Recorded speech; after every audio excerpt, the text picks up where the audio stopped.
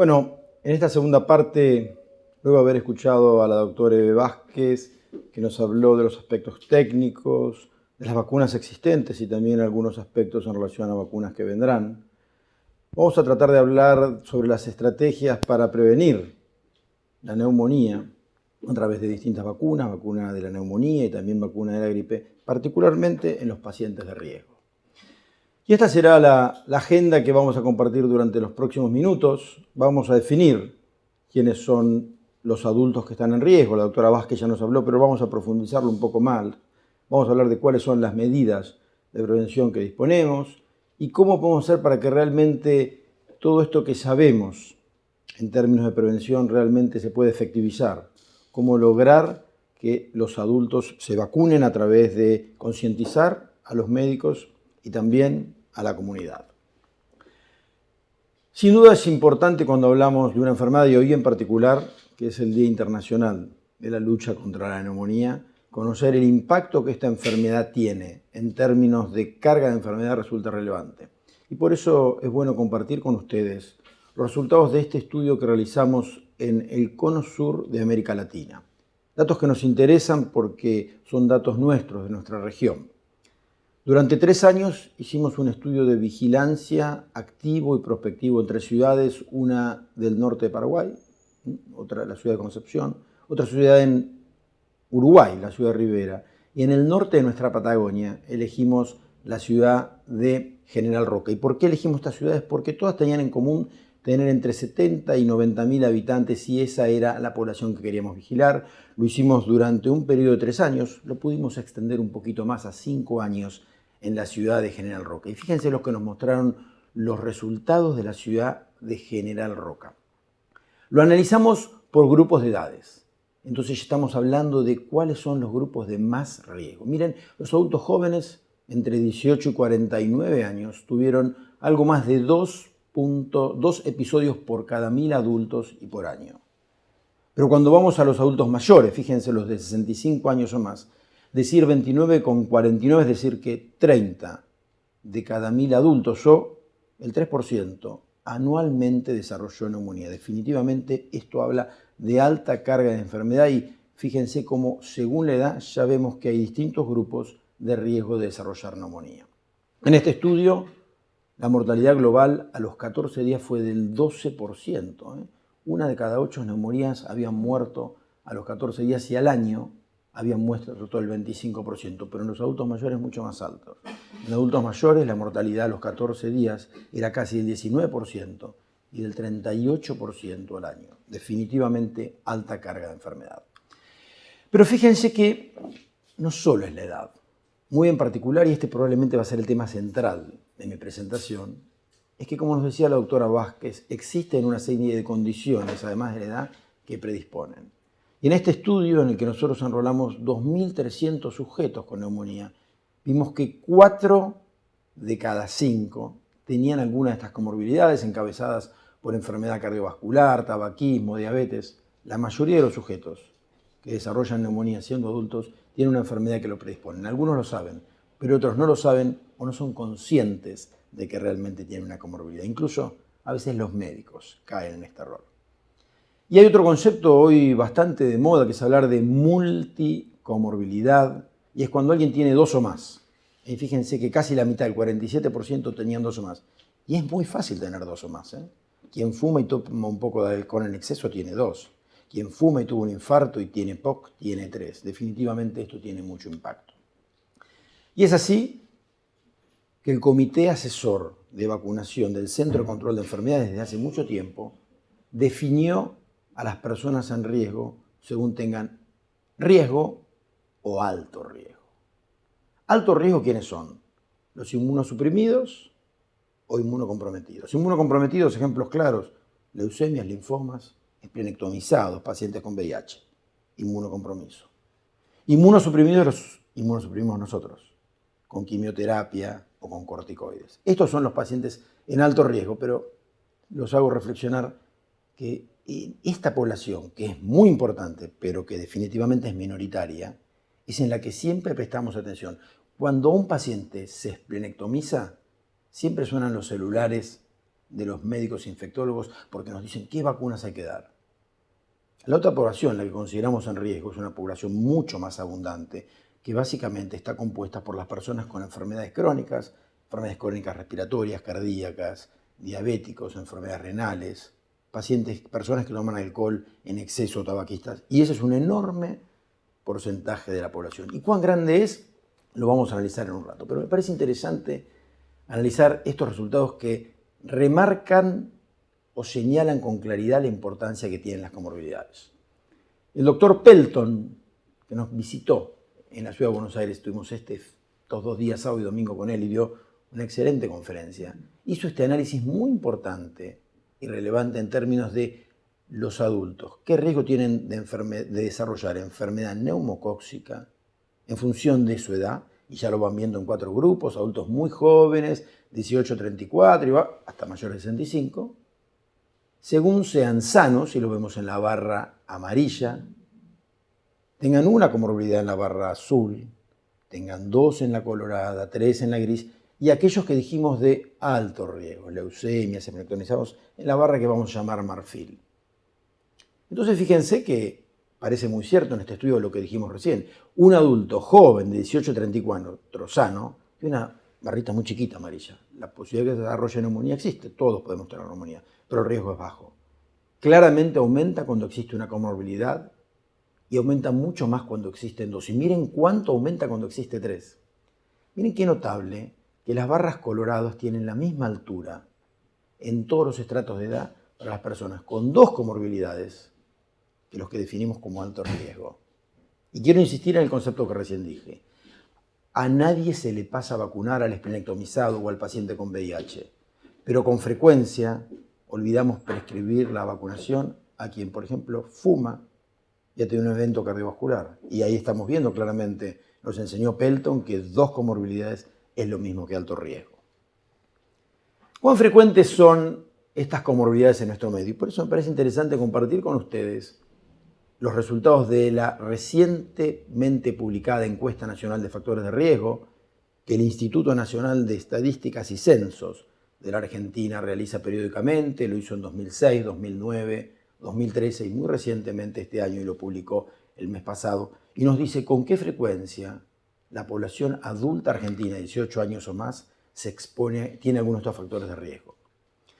Diría que entre los resultados que a nosotros en particular nos interesan, hay algunas buenas noticias, las vemos en este slide, y otras que no son buenas. Vemos que la población en las distintas encuestas ha ido disminuyendo el hábito de fumar. Y eso seguramente coincidimos, ¿no es cierto? Hoy está casi mal visto fumar. Y recordemos que el médico tiene un impacto muy importante a la hora de recomendar a sus pacientes que abandonen el hábito de fumar. Desde 2005 a 2018 disminuyó en un 7.5% el porcentaje de adultos que fuman. Definitivamente esto es relevante. Pero el resto de las condiciones que predisponen a neumonía no son buenas noticias. El consumo de alcohol excesivo y episódico en adultos de 18 años o más ha aumentado considerablemente, pasando del 10 a más del 13%. El sobrepeso, que también predispone sobre todo a influenza. Aprendimos hace 10 años en la pandemia de 2009 que la obesidad era un factor para desarrollar gripe grave. Y fíjense en azul lo que define la encuesta como exceso de peso, en naranja sobrepeso, en color verde obesidad, cómo ha ido creciendo a medida que se ha hecho la encuesta del año 2005, 9, 13 y 18. Y finalmente, cada vez más frecuencia la hiperglucemia o la diabetes, todo esto por autorreporte, aumentando desde algo más de un 8% a casi un 13% en la encuesta recientemente publicada. Sin duda que conocer esta información que el INDEC nos brinda es de relevancia cuando se deciden llevar a cabo políticas de salud. Entonces, en este slide vemos cuáles son las estrategias, y ese es el título de mi presentación, para prevenir la neumonía. No fumar, estamos logrando algo, pero nos queda mucho por hacer. Mayor porcentaje de la población debería abandonar el hábito de fumar. Reducir la ingesta de alcohol, al menos en forma excesiva. Una nutrición adecuada que evite el sobrepeso, la obesidad, y sin duda también las vacunas, de las cuales la doctora Vázquez hace un rato nos habló, son de gran eficacia. Tenemos 2 vacunas que pueden prevenir neumonía.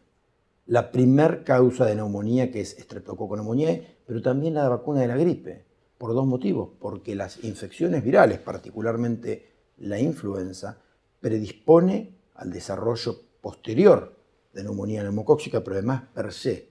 Todos sabemos que el virus de la gripe puede producir neumonía, que cuando esta es de causa viral puede ser realmente muy, pero muy grave.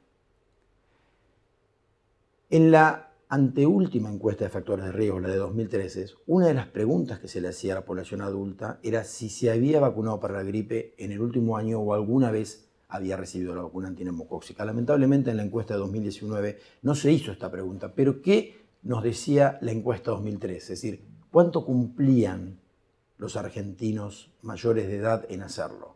Y fíjense que teníamos vacuna disponible para gripe desde las campañas que comenzaron con PAMI en el año 23, 2013 ya llevaban 20 años de cultura de vacunación antigripal en la Argentina y la vacuna de polisacáridos disponible desde hacía muchos años, y solo un poco más del 50% de los adultos había recibido la vacuna antigripal y apenas un 16% había recibido la vacuna antineumocócica, y cuando analizamos adultos de 65 más, que todos tenían indicación de polisacárida, apenas el 23%. Así que nos queda un esquema, un largo recorrido por recorrer, y la doctora Vázquez recién nos contaba este esquema, que es el esquema que desde 2017 el Ministerio de Salud de la Nación ofrece en forma gratuita en vacunatorios públicos, que también se pueden dar en vacunatorios privados. Este esquema simple, secuencial, donde se comienza siempre con la vacuna conjugada y luego ampliamos la cobertura de serotipos a través de la vacuna polisacárida, donde existen distintos intervalos. Hemos recomendado en Argentina la de 12 meses para la población adulta, para que desde el punto de vista práctico implementemos la vacunación de gripe y neumonía o neumococo en el mismo acto. En este otoño, como decimos, se da la vacuna conjugada de la gripe. El otoño próximo, la vacuna de polisacáridos y nuevamente para gripe, y como nos dijo claramente la doctora Vázquez, no existe indicación de revacunar cuando son adultos mayores. Yo les conté la experiencia de Roca. En Roca el estudio de 3 años se prolongó a 5 años. Los primeros 2 años de carga de enfermedad nos sorprendieron. En adultos mayores llegamos a ver 38 episodios por 1000, con 2/3 de esos hospitalizados, 19% de mortalidad. Entonces presentamos esos resultados a las autoridades sanitarias y fue así que a partir del año 2014 se implementó un programa piloto de vacunación en adultos con vacuna conjugada. No se hizo en ese momento la vacunación secuencial. La vacunación secuencial en forma general para el país comenzó más tarde, en el año 2007. Esta campaña piloto en la ciudad de Roca ofrecía en forma gratuita la vacuna conjugada y luego de eso pudimos medir efectividad. Ya no hablamos de eficacia, hablamos en terreno, lo que sucedió en el mundo real de Roca. Y fíjense cómo descendió en el grupo de vacunados versus no vacunados, y luego de ajustar por las variables que pudimos, esto por supuesto es neumonía de toda causa, vimos que había un 60% de efectividad para prevenir neumonía de toda causa, lo cual de alguna manera refuerza lo que el estudio Capita ya había demostrado, que en adultos mayores la vacuna conjugada previene la vacuna, particularmente por serotipos vacunales. En la agenda de mi presentación yo les decía que uno de los puntos claves es cómo llegar a que los adultos se vacunen. Y este concepto actual de la vacunación para toda la familia, que ha cambiado, ya las vacunas no solo son para los chicos, no solo son patrimonio de la pediatría, las vacunas son para todas las edades.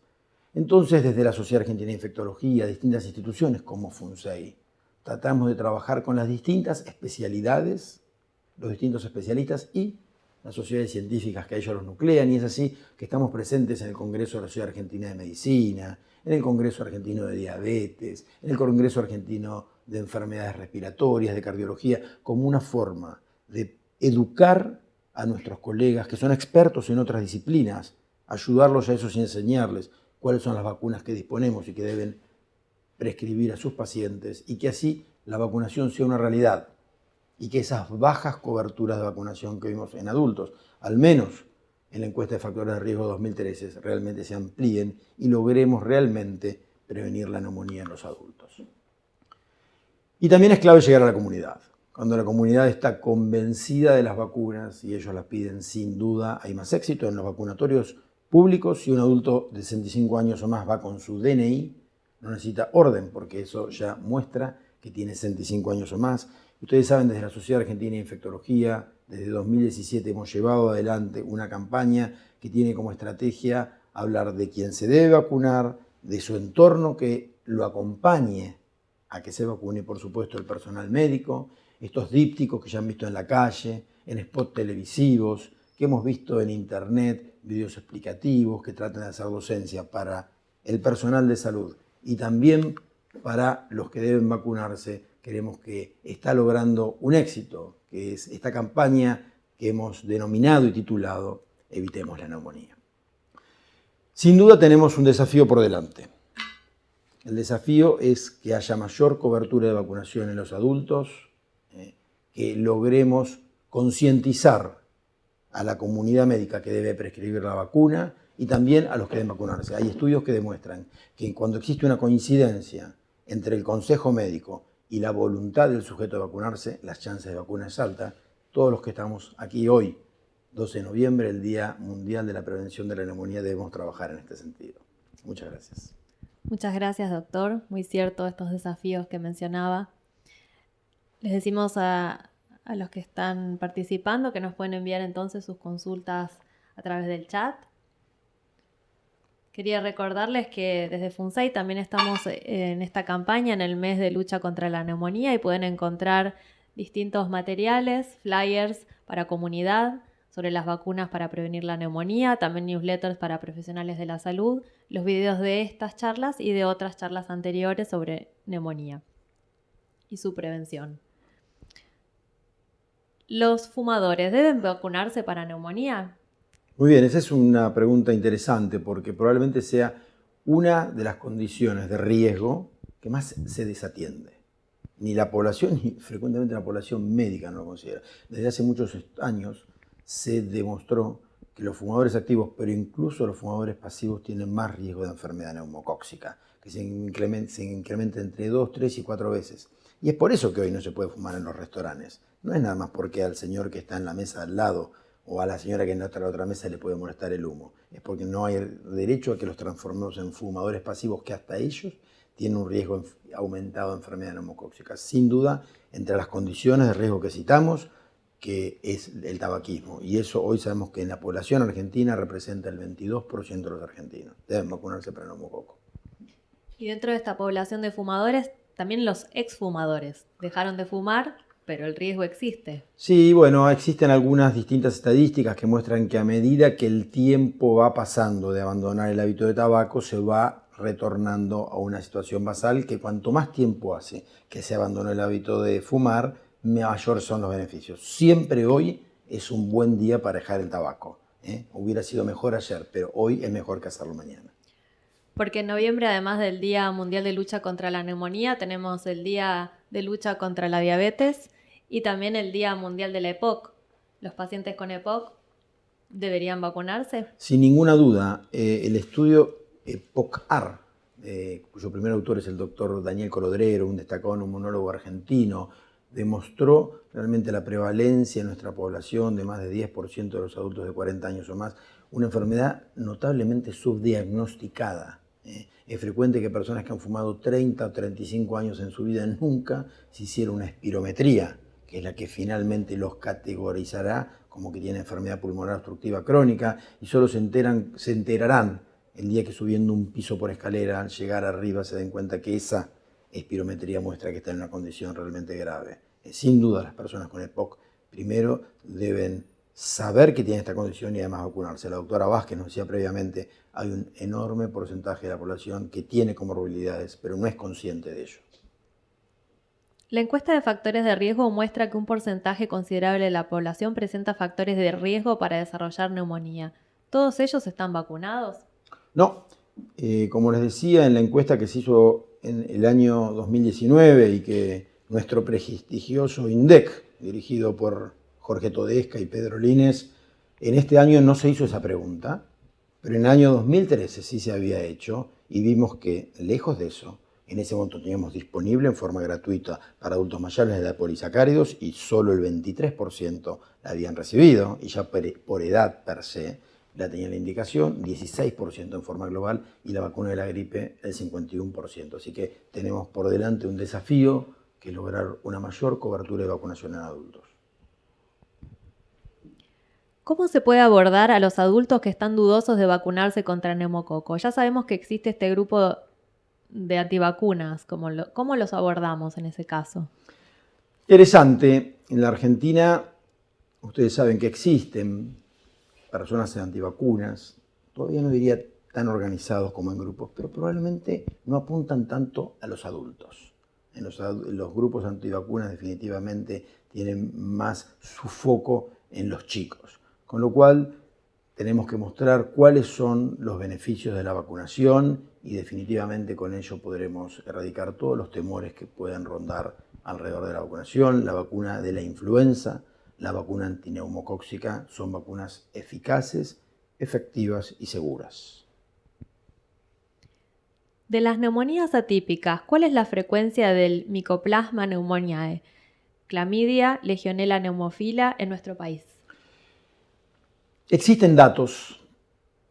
A fines de la década del 90, siguiendo una propuesta del doctor Daniel Estambulián, llevamos adelante un estudio de neumonías adquiridas en la comunidad, haciendo estudios serológicos, y vimos en aquella oportunidad algunas seroconversiones para legionela y un poco más para Mycoplasma y Clamidófila pneumoniae. En líneas generales diríamos que Clamidófila pneumoniae y Mycoplasma pneumoniae son relativamente frecuentes. Distintos estudios muestran distintas incidencias, pero probablemente menos del 10% de todas las neumonías son producidas por estos dos patógenos. Habitualmente de evolución benigna y autolimitada.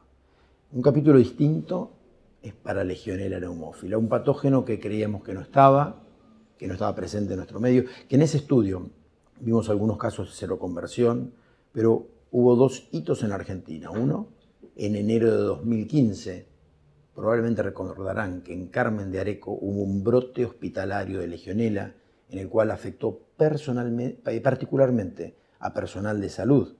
4 personas murieron a causa de estas legionelas que se pudieron detectar por biología molecular y fue culpada finalmente el agua de la refrigeración de la sala de cuidados intensivas. Pero además, durante 2014-2015, en un estudio de investigación de una nueva droga, solitromicina, se derivaban muestras de esputo a Estados Unidos para cultivar. Requiere una tecnología complicada cultivar una legionela. Y fue así que la primer legionela fue cultivada de un paciente proveniente de Argentina, una mujer de Tucumán que no había viajado, y ahí tenemos certeza, cultivo en el medio específico para legionela. Quiere decir que la legionela debe comenzar a pensarse en nuestro medio. No podemos hablar todavía de cifras, pero yo que estaba convencido que era algo muy inusual en nuestro medio, estoy convencido que las cosas están cambiando y hoy la legionela está con nosotros. Usted mencionó la vacunación en pacientes inmunocomprometidos. Si nos puede recordar el esquema y cuáles serían esos pacientes. Muy bien, si nos referimos en particular a lo que definimos y define el Comité Asesor de Inmunizaciones del Centro de Control de Enfermedades, alto riesgo son básicamente inmunosuprimidos, quimioterapia, corticoides, inmunocomprometidos, leucemias, linfomas, HIV o esplenectomizados. En ellos el esquema ideal es el esquema secuencial, primero siempre, porque logra mejores títulos de anticuerpos la vacuna conjugada, y 8 semanas después o más ampliar la cobertura con la vacuna de 23 serotipos. La vacuna conjugada no tiene indicación de revacunación en los adultos, excepto el caso excepcional que nos citaba la doctora Vázquez de los pacientes con trasplante de médula ósea, y en esta población lo que sí se puede hacer es dar un refuerzo a llegar a los 65 años de la vacuna de polisacáridos.